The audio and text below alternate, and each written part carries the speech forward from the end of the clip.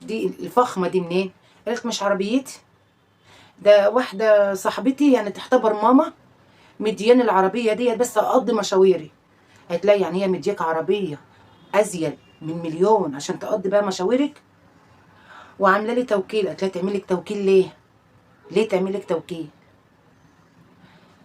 طب والشقق، الشقق اللي عندك ديت، طب انت كنت بتقولي انا ما بمسكش فلوس في ايديا. الفنان تامر حسني ومحمد رمضان وغيره وغيره وغيره كانوا بيدفعوا في المستشفى. طب انت جبتي الشقق منين؟ اما انت ما مسكتيش فلوس في ايديك. طب ماشي، طب الله يرحمه ابراهيم شيكا كان هيكتبها لك باسمك، بس انت كده فولت عليه. ما انت فولت عليه بالموت كده، ما خدتوش وقلت له اختار لك تربه من دول، رحت انت كاتباها باسم.